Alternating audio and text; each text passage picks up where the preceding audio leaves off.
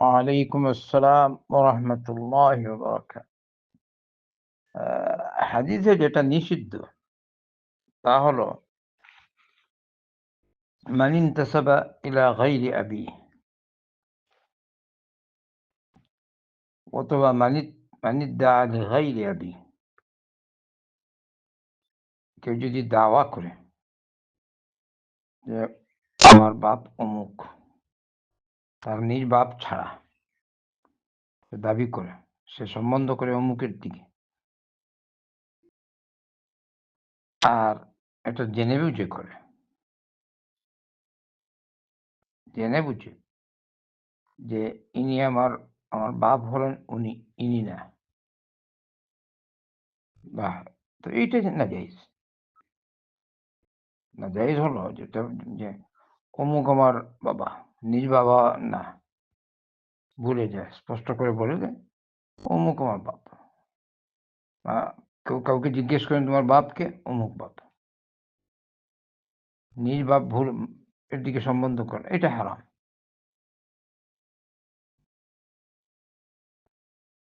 যেভাবে যায়েদ বিন হারিসা রাদিয়াল্লাহু আনহু আল্লাহ রাসূল সাল্লাল্লাহু আলাইহি ওয়াসাল্লামের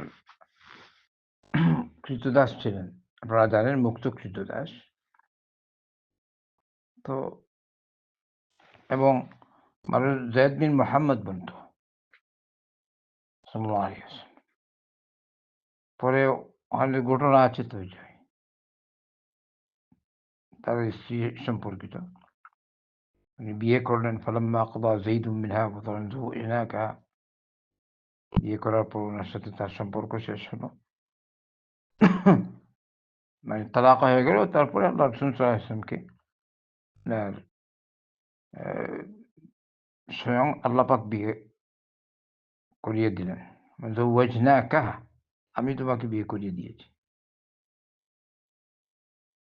ওই সময় মানুষ বলত, মুহাম্মদ তার নিজের ছেলের বউকে বিয়ে করেছে। আল্লাহ পাক বললেন, মা কানা মুহাম্মাদুন আবা আহাদিন মির রিজালিকুম। মুহাম্মদ তোমাদের পুরুষদের কারো বাপ নন। ওয়ালাকিন রাসূলুল্লাহ, কিন্তু তিনি হচ্ছেন আল্লাহর রাসূল, ওয়া খাতামান নাবিয়্যিন, আর সর্বশেষ নবী। তো এই পরবর্তী তার নামে হল যায়েদ বিন মুহাম্মদ নয়। পূর্বে মানুষ বলত যায়েদ বিন মুহাম্মদ, পরবর্তী হল যায়েদ বিন হারিসা রাদিয়াল্লাহু আনহু।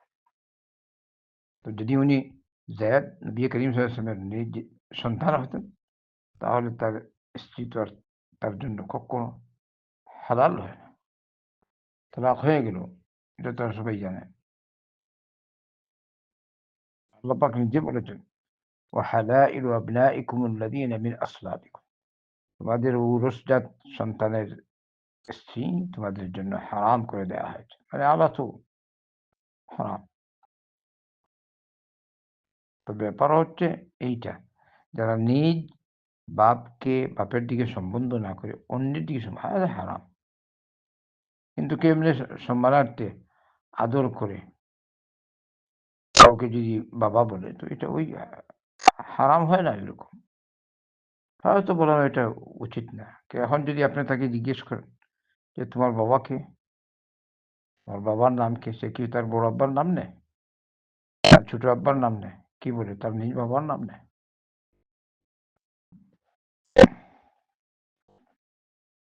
একটু তাহলে ফিকহেরও দরকার। ফিকহ। হয়তো বলবে এটা না বলাটাই ভালো এটা। কিন্তু কেউ তার আ ধরেন বড় চাচা, ছোট চাচা, বড় চাচু, ছোট চাচু, এরকম বলা ভালো। কিন্তু কেউ যেরকম আপনি বললেন যে কেউ বলো বড় আব্বু, ছোট আব্বু। তো এখানে ছোট লাগিয়েছে। ওখানে বড় আব্বু নয়। তার নিজ বাবার দিকে বলছে আব্বু। ঠিক আছে? হারাম বলা যায় না এটা। হারাম হলো ওইটা। মান ইনতাসাবা ইলা গায়রি আবিহি ওয়া হুয়া ইয়ালাম ফাল জান্নাতু আলাইহি হারাম। বাপ ছাড়া অন্যের দিকে কেউ যদি নিজের সম্বন্ধ করে জেনে বুঝে, তাহলে তার জন্য জান্নাহ হারাম। আল্লাহু আ'লাম। আরো কত কিছু আছে। শেখ ইবনে তাইমিyyah রহমাতুল্লাহ ফতোয়া। অনেক সময় মানুষ আদর করে বাবা বলে, অনেক সময় আদর করে মা বলে। একটা জটিল মসলা আছে, আমি ওইটা বলব না এটা। চাচা বলেন, এটা কোনো অসুবিধা নেই। অনেকটা আছে আরবি পরিভাষা। আপনি তো আছেন তো আরবে। আরবে দেখবেন আরবরা বলে ইয়া আবুই, তা আপনি কি তার বাপ?